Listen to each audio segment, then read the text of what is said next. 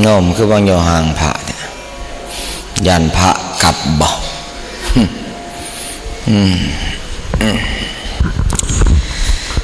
เพื่อความเจริญก้าวหน้าและผาสุขก็เชิญทุกท่านสดับรับคาถาเพื่อนำไปปฏิบัติหัตถญาตามสมควรแก่เวลาและหน้าที่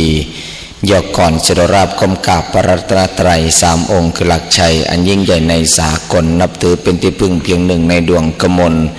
ขออนุภาพดลบันดาลให้สมใจปองขอนอบน้อมต่อพระผู้มีพระภาคเจ้าผู้ทรงดำคุณพระธรรมผู้ทรงส่งคุณพระสงฆ์ผู้ประเสริฐ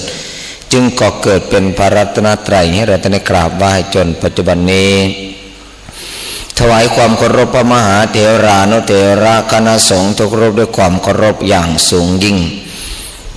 เจริญสุขญาติธรรมพี่น้องสาธุชนทั้งหลายทั้งหญิงทั้งชายเพื่อความสะดวกสบายก็เอามือลง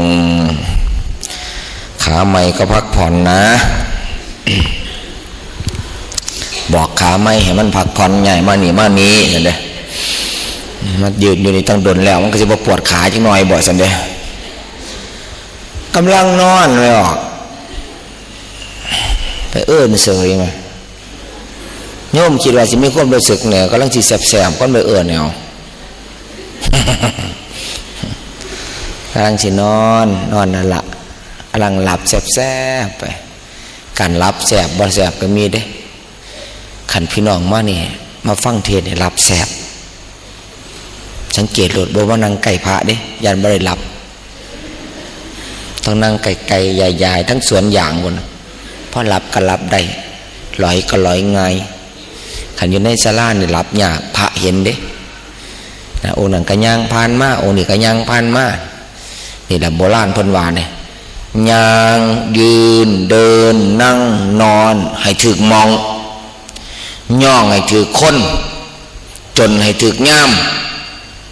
ติดตามให้ถึกซ่องทดลองให้ถือคนมันสิบ่จนใจเจ้าของถ้าเรานั่งไม่ถูกที่เนี่ยถามว่าเราจะ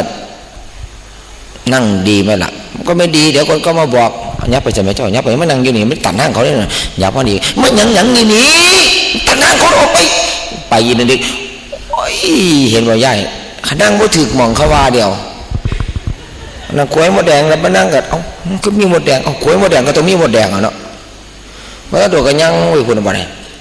นั่งเนี่ยเขาเรานั่งว่าถึกมองโบราณมันจะว่านั่งยืนเดินนั่งนอนกินดื่มทำพูดคิดต้องเบิ่งขันบ่คือกับบ่ต้องเฮ็ดสำคัญแล้วกับคนบ่ลองคนบ่มักคนหนีไปอยู่ป่าผัดคิดฮอดคนอยู่กับคนบัดเบื่อคนเชื่อจังได๋เอาหนีไปอยู่ในป่าบ่ได้ครับโอ้คิดฮอดเด้อเห็นเลยเนาะคิดฮอดแน่เนาะหมอโอ้ยเนี่ยหนีจากคนบัดคิดฮอดคนมันอยู่กับคนมันเบื่อคนมันเสียจังได๋ย้ายมันก็ต้องมาดูตัวเราว่าเนี่ยว่าเฮานี่ให้หยังให้เจ้าของได้เห็นบ่1ให้คอยคิดที่มันเป็นที่พึ่งทั้งใจของเจ้าของได้2ให้แนวทางปฏิบัติ3ให้สิ่งขจัดความชั่ว4ให้ตัวให้เจริญ เห็นมันพระสวดว่าอะไรเป็นตะมวนให้เว้ยมันจะมากลมตืมแล้วสวดเสียงดีแท้บ่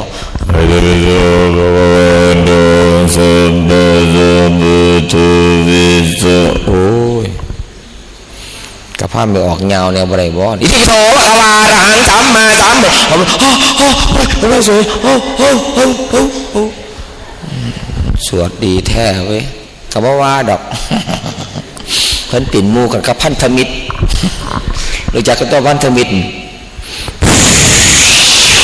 บริษัทสิงโตหอประโมโซแตกต่างจากบริษัทหอของทุกคนใจเสด็จ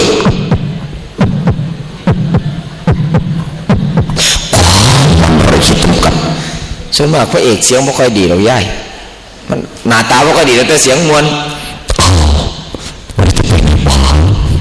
ก็บอกจะขังคนแล้วไหมต้องรักษาดีสุขภาพพระเอกเขาจะเสียงถึมดอกทันโจรนี่แล้วต้องสีว่าวะเนี่ย ห้องคือกักกักหัวเนี่ยก็ขับฟานจนคอหัวมันจะยุ่งมันจะหัวเด้อเป็นยังอันพระเอกก็ยังต่อก็สุด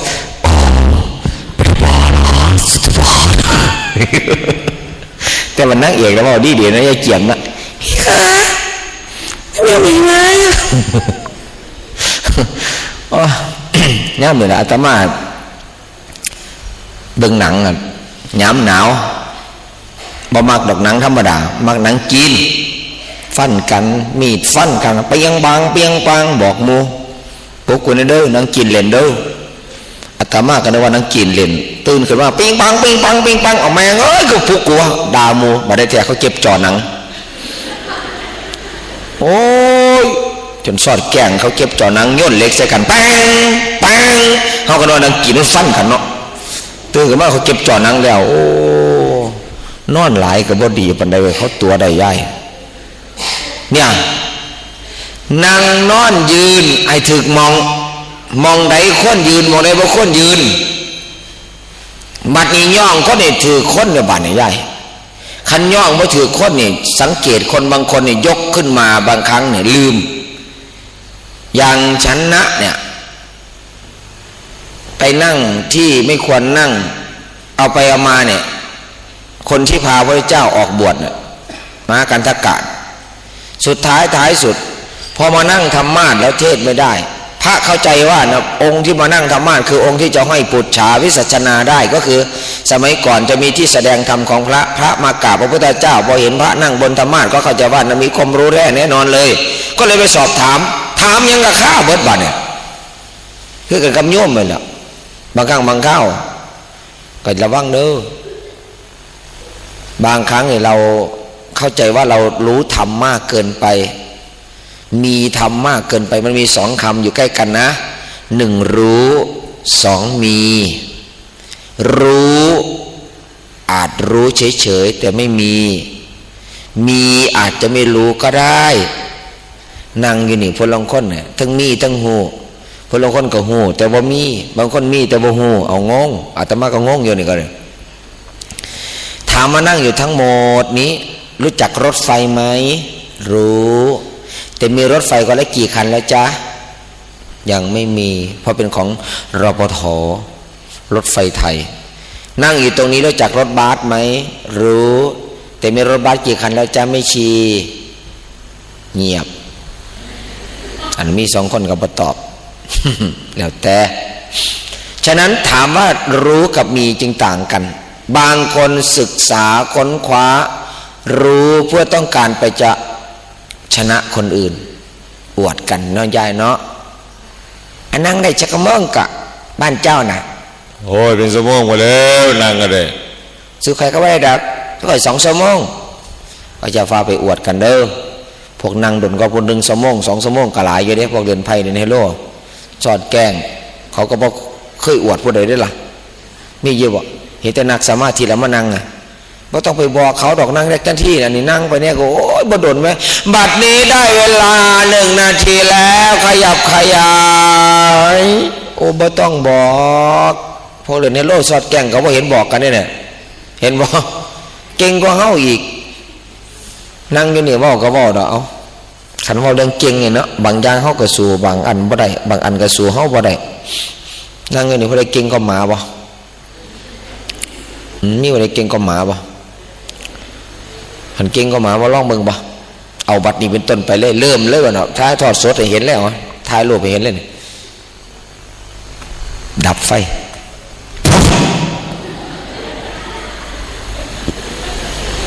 จะย่างออกจากศาลาแข่งหมาบ่ให้แล่นเด้ให้ย่างออกอาตมาว่าเสาบ่หลายนี่หลวงพ่อเพิ่นวางแผนบ่ให้เสาหลายนี่อาตมาว่าก็ต้องหลายคนต้องต่ำเสาแล้วนี่นู้สนหนางมาอีกลบกูหลายเจ้าของหัวแตกได้เสาเนี่ยบางอย่างเขาก็สู่หมาบ่ได้เด้ยังหมานไปนอนถนนเหนียวนอนอยู่กลางซั่นเด้เพราะว่าย่ำมื้อคืนมันหนาวมันบ่ได้ใส่ผ้ามันก็ต้องไออุ่นจากถนนอายมันอบเอามันก็หนาวมันก็อุ่นเหมือนบ่รถแล่นมาเห็นขลูอยู่กลางทางบ่อยากเหยียบเด้รถก็ใจดีเด้เนี่ยก็เลยบีบแต่ปี๊ด ยางออกรถไปแล้วก็มานอนต่อปาโธมันเฮ็ดได้จังไดเอาจะคนบ่มาบ่ได้นอนหลับเฮาจมไว้ไหนวัดลองเบิ่งจักคันบ่10ล้อกำลังแล่นขนดินอยู่นี่อาตมาว่าได้จัดงานศพต่องานกฐินแท้วะคนนี่ตีบแต่ก็สินอนเซยคุ้มโปงอาตมาสู้หมาไว้ได้บางอย่างก็ได้แต่ว่าก็บ่ให้เป็นหมาเด้เพราะว่าหมาเนี่ยเอาแม่นสิเก่งปานใดดีปานใดก็พัฒนาสู่คนบ่ได้เพราะว่าหยังว่าติเคยได้ยินว่าข่าวว่าหมาสร้างเฮียนบ่หมาฟังเทศก็พอได้ยินอยู่เพราะว่าหยังว่าติมันมานอนอยู่ใต้ธรรมะแต่อาจจะบ่รู้เรื่องก็ได้หมาเลี้ยงลูกคนอันนี้ก็พอได้เห็นอยู่มีหมาประเทศใดนอวัง 2-3 อาทิตย์เนี่ยไอ้เจ้าแช่ลงไปในนั่นน่ะคาบเล็กน้อยออกมาจากถังขยะที่พอไปชิมแม่ไปชิมไหมแล้วไปหอดหนาเงี้ยนคนไปกดกิ่งไหมปะโถหมาเนี่ยน่ะแล้วเขาก็ออกมาเบิ่งเห็นเด็กน้อยก็บ่ได้ตายซ้ำบ่เนี่ยโอ้ลูกหมาแท้วะหมาเลี้ยงนะหมาเนี่ยก็มีขอเปรียบเทียบบ่เนี่ยตะกี้คันมันหลาบหมาเนี่ยคันมันหลาบคันคนใดใจร้ายกับมันก็จะจำมาซุมือมันก็เห่าซุมือคันมันเคยไล่ไปมันก็ไล่ซุมือคือหมาวัดสังเกตเห็นซุมเฮาเสือขาวๆสุดขาวๆมาเนี่ยมันก็จอบเบิ่งเลยเด้คันบ่ได้มาแล้วดีมาปัดกวาดศาลามาจังหันมาจังเพนมาวัดพัฒนามันเห็นมันก็บ่เห่าได้ย่าย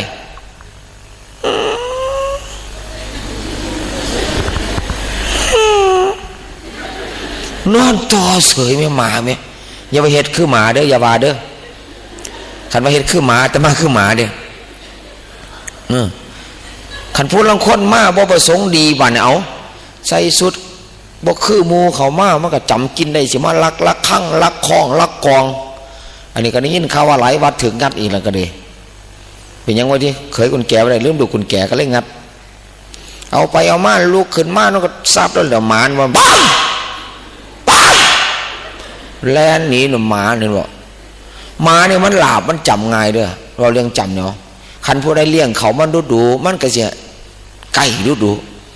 เบิ่งตะกี้ย่ำหนาวอีตื่นขึ้นมาเนี่ยเฮานอนบัดขึ้นหมาเฝ้าเฮียนบัดขึ้นนึกกันบัดตื่นไปเช้าวันเนี่ยคนบัดตื่นซึมมันก็บัดเนี่ยหักไม้ลำปอดังไฟผิงยกมือ2 มือค้างเพราะว่าเอาหนาไปค้างก่อนว่าเดี๋ยวมันใหม่ว่าอะไรเด้มันต้องเอามือเขามันหยาบมือหยาบค้างก่อนขั้นมือขั้นหนามันเริ่มแล้วก็ตึ๊ดไปใกล้ๆเอามือทดลองก่อนความหนาวเนี่ยโบราณมันเรียกว่ายันไว้ตั้งต่อมเข้ามาตุดเข้าไปหมาก็อย่าเข็ดคือคนบันยก2 ขาหน้าขึ้นพอยก2 ขาหน้าขึ้นเท่านั้นนะย่ายเพิ่นบัดขึ้นไปนอนเนาะคนมันหัวตื่นเนาะก็เลยหลับว่าง2 ขาหน้าใส่ฟื้นคนก็หยิบฟื้นใส่ไฟเรื่อยๆพิงฟื้นเบิดบันเหลือแต่ขาหมาบันเนี่ยสีขึ้นก็ฟื้นบันเนี่ยยิบขาหมาบันมาขาฟื้นบันเนี่ยหมากับเสียเขาต่อ2 ขาเขาหยิบมาโอ้ฟื้นขี้โอ้ฟื้นคูว่าสันวะฟื้นคูจังไหนขาหมาเนาะว่างใส่ไฟเพิ่นก็ยังโอ้โหซึกตัวได้มันนอนกำลังอิ่มนะเจือดขาหมากับไหมเดี๋ยวบันเพิ่นก็รับเซยฝันเข้าไปว่าคือขิวคือกี่เกิบเถอะวะฝันเสยหมาก็เด้อฝันว่ากี่เกือบตื่นขึ้นมาเนี่ยขาขาดไฟไหม้ขาตายแล้ววันยางว่าเดี๋ยววันเอาเรื่องวันเดี๋ยวได้ขาลังกันเต้นกองจองก็จิงโจ้ในวันหมาตัวนี้ลาปานตายสอนลูกหลานเหลนหล่อนโคตรหมามาต่อเนื่องว่าสูย่ำฝิงไฟย้าเหยียดขาผิงคือคนเด็ดขาดให้สูหุบแล้วก็เต่งเอาไว้ขาหน้าเนี่ยเห็นบอกหมานอนน้ำเห่าเนี่ยอยู่กิ้งไฟเต่าไฟมันว่าเดี๋ยวสิโซ่ขาหน้าเด้เดี๋ยวว่าเฮ็ดขึ้นหมาเลยนะโยมกันอันนั้นก็เบิ่งมันอยู่เนี่ยนั่นย้อนมันหลาบเราจื้อหลาบเราจำคือจุ่มเห่าเจ้าคอยนี่แล้วก็รู้จักว่านางฟังเทศแล้วมันก็สุขภาพไผมันบ่ได้อยู่ที่กายดอกมันอยู่ที่ใจที่นั่งได้น่ะกะหาแนวกันเนี่ยบ่ได้บ่เห็นบ่ยายเจียมแล้วก็ยังเอาหมากมาต่ำ แล้วกำลังบรรเลงยังไงแล้ววะเนี่ยแล้วดูแล้วก็มาดูแล้วก็ต่อดากมากัน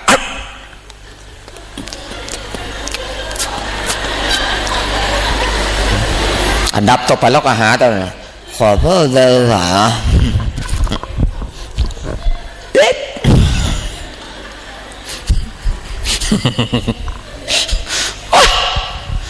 ผู้เฒ่าหาเนี่ยกันกระย้อนมากยำแล้วมันกระตุ้นมันบ่ง่วงอันนี้จังได้บอกหาเนี่ยกันมากก็คิดว่าสิมาฟังมันสิสอดแกงได้ย้อนท่าเดียวนี่บอก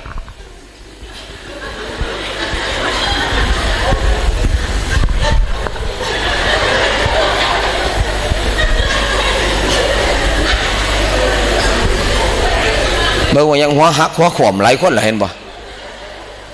ที่แรกก็ตรงดิ้งแต่กันแรกกันสองกันสามกันสี่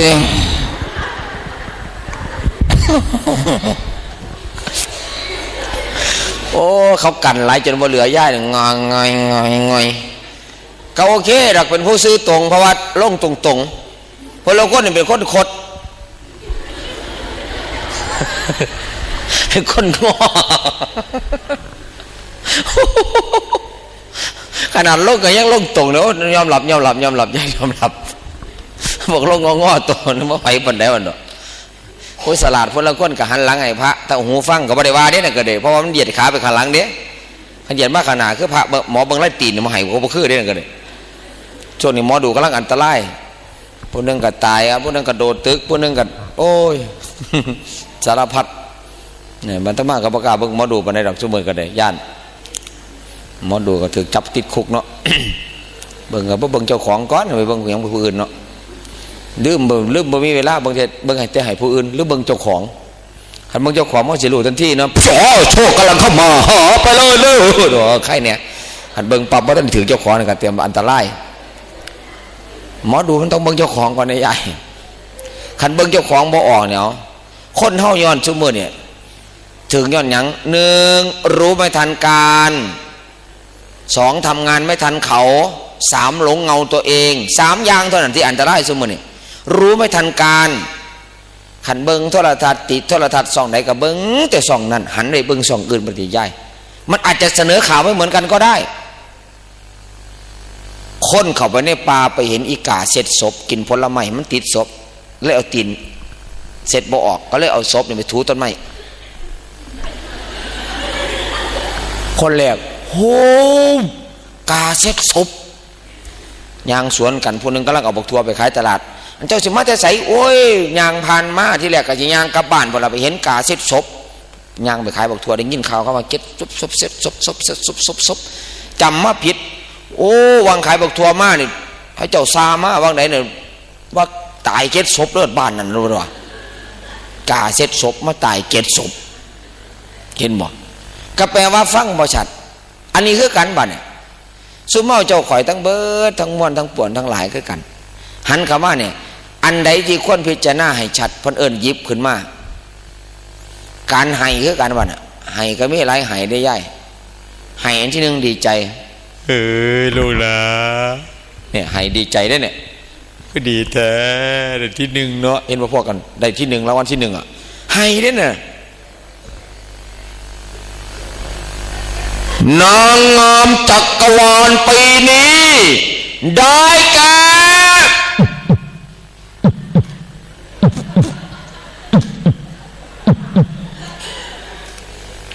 นางสาว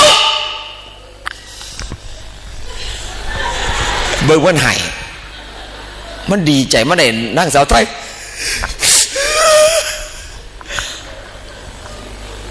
ก็คือประกวดเวทีที่2โลดเบงามเหมือนกันนะอันนี้โอ้ยนั่นดีใจให้ดีใจหมู่ไปเยี่ยมอยู่โรงพยาบาลบ่มีผู้ใดไปจักเถื่อขุนพลสิฮู้ใจกันตอนออกศึกเมียผัวสิฮู้ใจกันตอนป่วยบ่เสือแล้วเบิ่งเด้อเนี่ยกลับไปบ้านเนี่ยป่วยเบิดนี่คิดว่าเพราะว่าอย่างนี้เหงา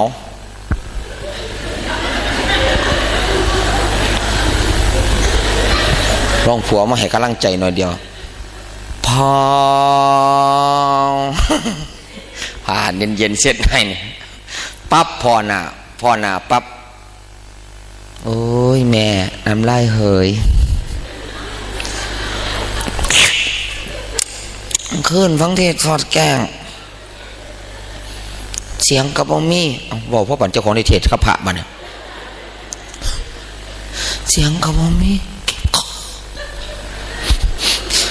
มันบอกเก็บดอกย้ายสิมาสวด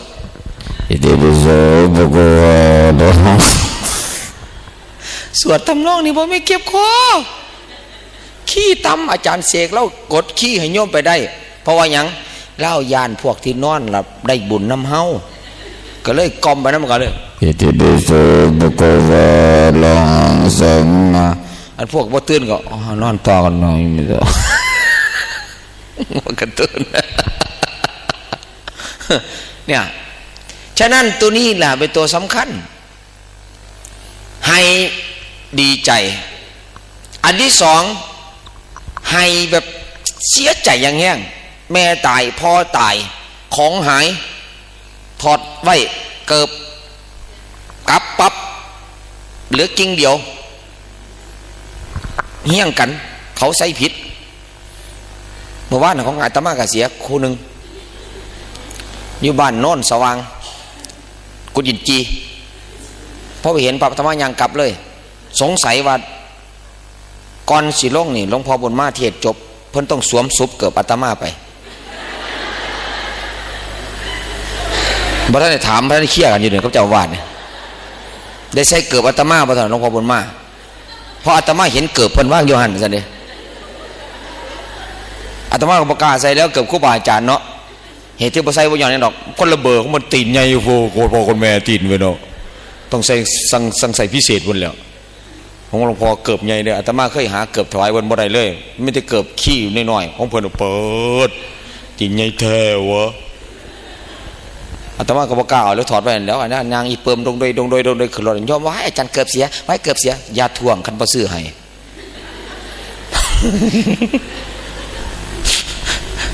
จริงๆแล้วกันคันเป็นหลวงพ่อใส่ถือกับแบบว่าโยมสวมผิดกับบ่ว่าดอกบ่อึดดอกเกิบมันย้ายอาตมากับรถมีรถเยอะรถซี่ต่อง2 ตีนนี่เนาะสบายบ่ได้ยากน้ำมันปานใดเด้เอาง่ายๆซะไปคันบ่มีเกิบมันก็บ่มีความห่วงส่วนหมาบ่แล่นรายการเนี่ยคันผู้มีเกิบห่วงเกิบเด้คันกิ่งนึงหายแล้วก็จะเอาโอ้ยเสียดายเด้ก็กลับไปหมาบ่กัดนี่แหละคันอีเปิมแล่นก็ว่าปิ้วหมาแล่นบ่ทันก็แล้วกันนั่นน่ะคันได้เสียอีเปิมมันส่งฐานะเป็นบ่ย้ายบ่เชื่อก็ลงยางน้ำมึงเด้อเอาน้ำพัดแห้งๆข้ามถนนเลยน้ำพัดนี่เนาะคันใส่เกือบแล้วคือซื้อบ่มั่นใจเด้โอ้ยหมื่นโอ้ยหมื่นอีเปิมนี่หยุบยางข้ามสบายเลย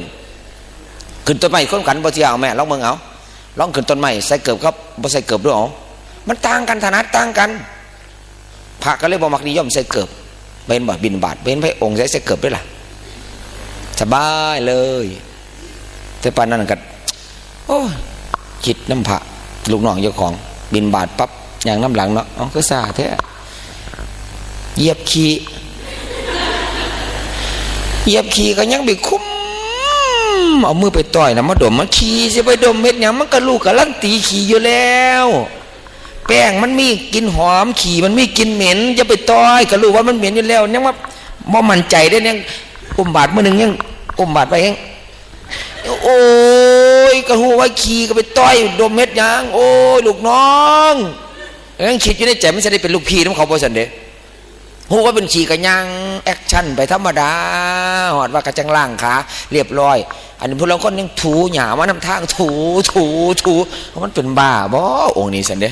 ถูตูดไปแกนั่นก็บ่ตูดไปแกนี่มันสิเบิดในนำมาเขางามตีนเนาะ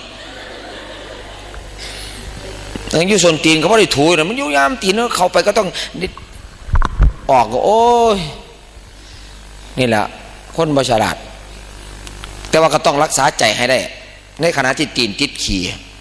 การรักษาใจบ่ได้คือมันสกปรกไปเบิดโอ้ยขี้ติดตีนโอ้ยสรุปแล้วมันติดแต่ตีนมันติดหนาก็บ่ได้ว่าจะค้ำดอกกันเลยนี่ก็คือการคนละคนรักษาบ่ถึกหม่องเพ พิ่นว่ารักษาโรคบ่ถึกหมองมันก็เลยล่ามเลยโรคอ่ะเฮารักษาโรคก็ถึกหมองเนี่ยโอ้ยเศร้าเลยยาเรือให้ยาข้างนอกยาโจกยาจอกให้ยาข้างในยาใจต้องใช้ธรรมะยายาโจกยาจอกยาเรือเวลามันสู่กับน้ำสิยันไปจากข้างนอกยันมันก็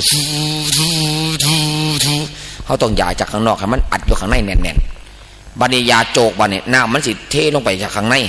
มันสิยันลงไปในโจกเขาก็ต้องยาอยู่ข้างในเห็นบ่บัดนี้ใจเขาฟิวบัดเนี่ยเอาหยังมายาคันใจให้ลองเปลี่ยนใหม่ให้เป็นคนใจดี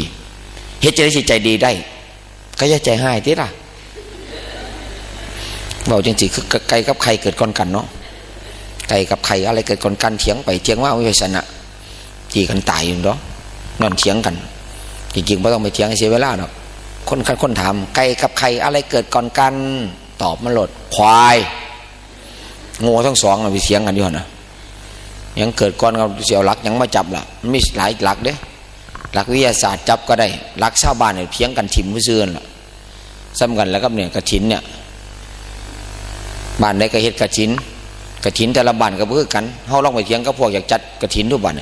เขียนไว้อยู่ดอกงานบุญปอดเหล้ากระถินปอดเหล้าทำบุญอุทิศปอดเหล้าขั้นอยากปอดแท้อาตมาขออย่างเดียวอย่าเฮียอย่าแห่ขันแห่มันปอดบ่ได้แห่ออมบ้านตุ้มพี่น้องครับบัดนี้ในเวลาที่กฐินจะแห่ออมบ้านนะครับเด้อพี่น้องกินด่าเราได้ด่าสายน้ำขวัญนะครับแห่กฐินน้ำกันเข้าบุญน้ำกันเด้อ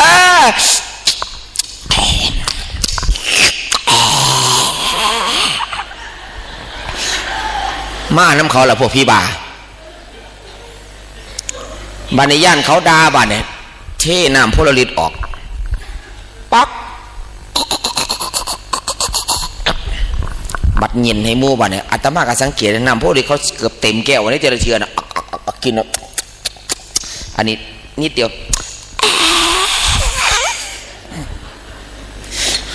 โอ้น้ำโพลาริสพิลายังกินหรือมันเป็นแต่ขี้เดียดปะนั่นบ่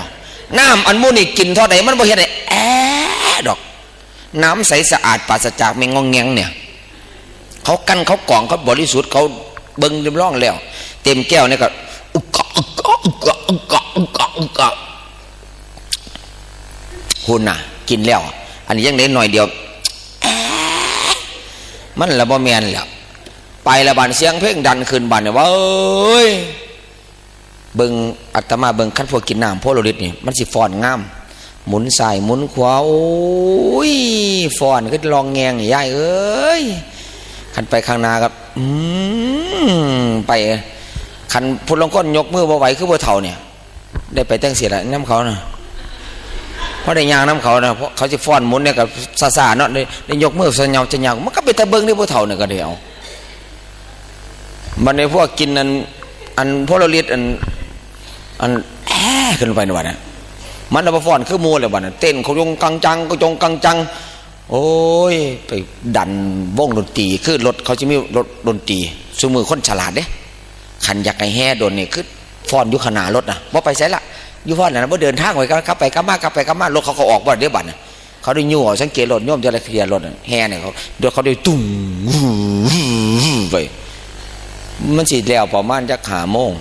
2 ทุ่มกับพระท่านแล้วฟ้อนยุ่งซะนะอยู่ในวัดก็ตึงแ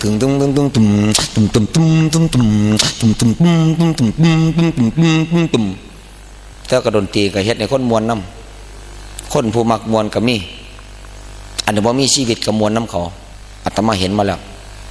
กุฏิอาตมาเนี่ยดนตรีมาล่ำเขาเปิดย่ำงานบุญงานยังเขาหันลำโพงเขาวัดเมื่อนั้นหมอลำอยู่บ้านกลางป่าคือกันอาตมาอยู่บ้านกลางป่าเหนืออยู่บ้านกลางป่าใต้คณะหมอลำดังจากขอนแก่นมาจากมาหลายแสนได้รับการสนับสนุนจากหลายคนข้าราชการทั้งนั้นขันวัดเอาหมอลำจ้างให้เป็นแสนวัดใดบ่หมอลำถวาย500อาตมาก็เลยสิเปลี่ยนแผนเอาหมอลำเมื่อกันระวังงานเพื่อจะได้เงินแสนน้ำเขาแต่ว่าก็บดีดอกคนใดดอกนอนบ่หลับสังกะสีมวนเบิดขึ้นแทนที่สังกะสีมันต้องเป็นคนนอนบ่หลับ เพราะมันอยู่สูงกว่าเฮาแล้วมีหลายแผ่นอันนี้บ่แม่นแล้วณโอกาสบัดนี้ขอเชิญชวนท่านพ่อพี่น้องสัมผัสการแสดงหน้าเวทีได้นับบัดนี้สังกะสีขมวลน้ำเขาทัดแทงแทงนางเอกเตยพระเอกเตยตัวโกงเตยตุ้มทัดถึงอันเฮาผู้นอนผู้มีชีวิตเฮาก็ยังหลับก็บ่เห็นว่ามือเฮาขาเฮาเต้นไปน้ำมันสังกะสีเฮาก็เดี๋ยวเบิ่งอยู่มันเป็นบ้าอย่างนั้นบ่มีชีวิตเต้นน้ำเขาเบิดคืนโอ้มันก็บ่ธรรมดาเด้ตื่นเช้าขึ้นมาน่ะตะปูหลุดเนาะน้ำก็เต้นน้ำเขาน่ะหนึ่งหมอลำสังกะสีกระเบื้องก็เต้นน้ำเขาสองย่ามคนจุดผุจูดแห้งดังสังกะสีกระเบื้องพังยาวนกกระบินออกที่นั่นกระเลียงแปลงกระจกกระแตกกระเล่าก็มี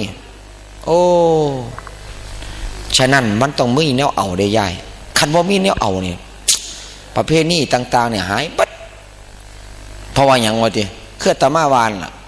ฝรั่งเขาอยากได้ประเภทนี้ไทยเขาก็เลยเดินทางมาสู่เมืองไทยเฮ็ดจังได๋เขาจะอยู่ใกล้คนไทยและเขาจะเป็นคนไทยจะเคืองนึงเขาก็เลยปลูกฝังว่าขั้นแม่นกูบ่ได้เป็นคนไทยโดยสมบูรณ์กูก็จะเอาลูกกูเป็นคนไทยสมบูรณ์เขาก็เลยยอมเอาผู้หญิงมาแต่งงานบัดเขาก็เลือกเด้อบัดเนี่ยคันผู้หญิงงามเดี๋ยวมันก็ต้องไปมีผู้ใหม่อีกต้องเอาอีขีดลายดำอีกบักสิว่าเขาบ่เอาแล้วมึงเมียฝรั่งแต่ละคนโอ้โหยายเอ๋ยว่ามันย่างสดๆแล้วจังมาขายกันมุ่งแมนดำจนว่าไม่บ่งแต่ว่าสเปกฝรั่งแต่หมายก็มาเขาเอานิสัยเราย่ายเพราะฝรั่งเนี่ยเขาดูแลกันจนแก่จนเฒ่าจนตายเด้คนไทยเนี่ยเพราะว่าได้มาอยู่สมาชิกในบ้านน่ะเด้ดูแลดีปันยัง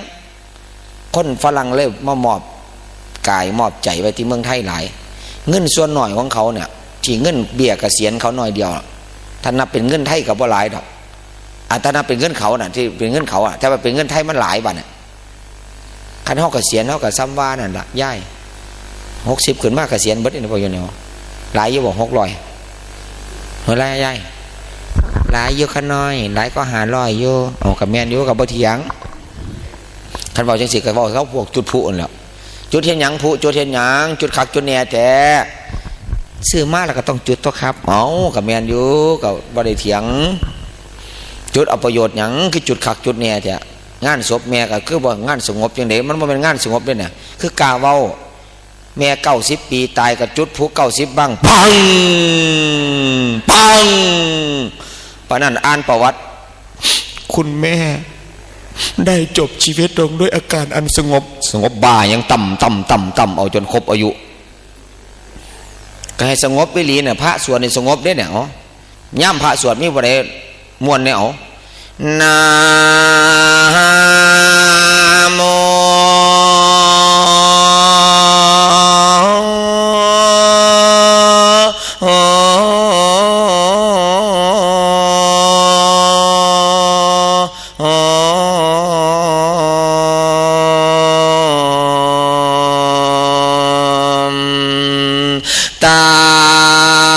อันนี้สวดสำหรับผู้นอน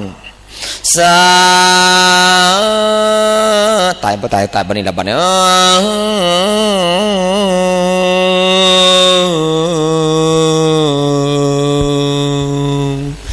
เพิ่นสวดจังซี่ไทยขอนแก่นสวดเขาเรียกว่าอภิธรรมมัตตสังคหะอาตมาบ่เคยเรียนไปสวดนำมาเจ้าเที่ยแรก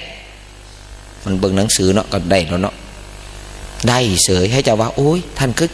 สวดมาโดนแล้วบ่ครับโอ้แต่สวดครั้งแรกเด้อเนี่ยมันคือหมอลำมันก็เฮ็ดง่ายเนาะอาตมาว่ายิ่งให้เจ้าสวดลากเสียงกันบทสิจบไหมเห็นบ่ตอนบทสุดท้ายเนี่ยปะทาโม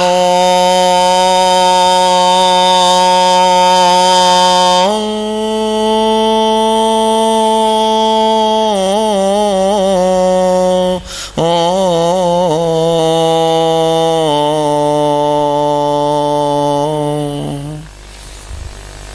คือบทแรกที่จบเห็นบ่ยิ่งตัวสุดท้ายเนี่ยอันตอนที่บทที่จบพระเจ้าจิตขึ้นเสียงสูงอย่างมาคักๆเลยเนี่ยเห็นบ่ใหญ่โอ้ยอาตมาก็ว่าเขาทาอยู่มันดึงจิตใจโยมนั่งสวดฟังโอ้ยโอ้ยมวนแท้อยากตายเด้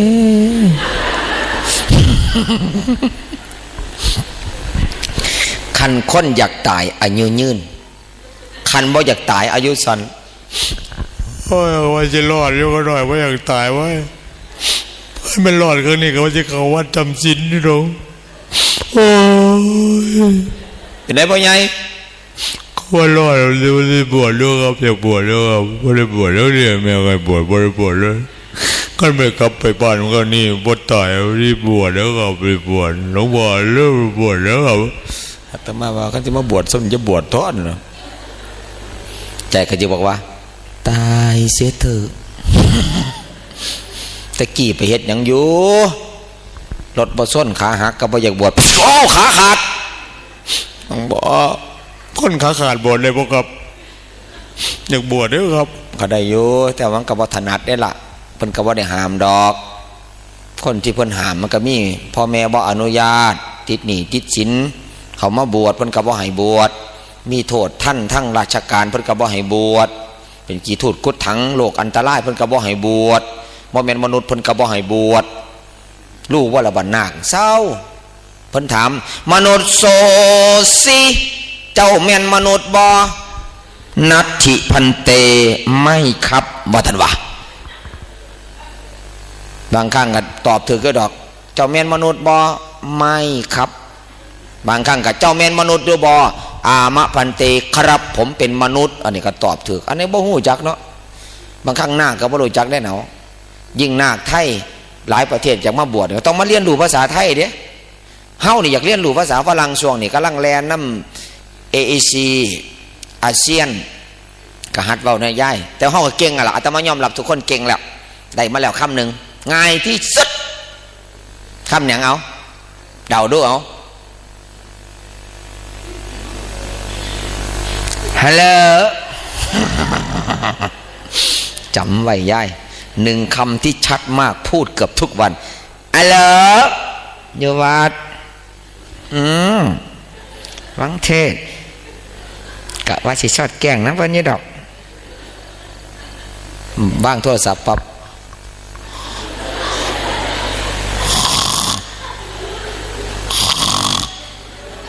ตื่นเช้ากันมาลูกหลานมารับแม่เนี่ยบางเทศชอดแกล้งฮัลโหลได้แล้วข้ามหนึ่งละย่ายย่างหน่อยให้ได้จักหาข้ามย่ายเอาไปตอบเขา yes no okay thank you ขันบ่เข้าใจเนี่ยบ่เข้าใจเนี่ยกับเนี่ยต้องมองหน้าเขาได้ให้เข้าใจว่าข่อยฮู้จักคำที่เจ้าว่าสนทนากับข่อย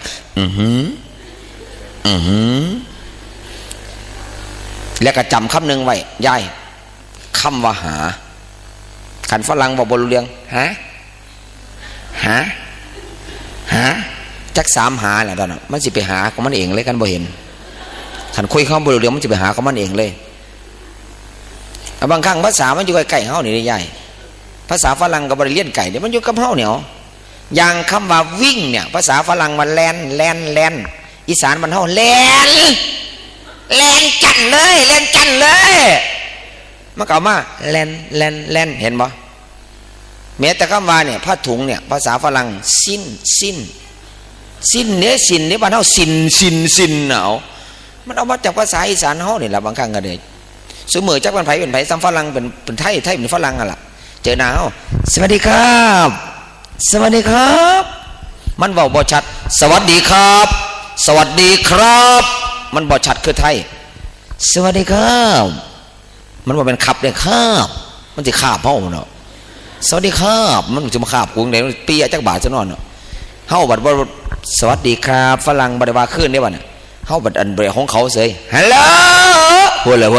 เขายกมือเฮาบัดอยากจับมือกับเขามันคนละเรื่องเลยคือกับแต่งงานน่ะมันบ่ย้ายแต่งงานเนี่ยเฮาก็อยากเอาฝรั่งเนี่ยดอกไม้งามๆเนี่ยบ่ได้มาตั้งบูชาพระเด้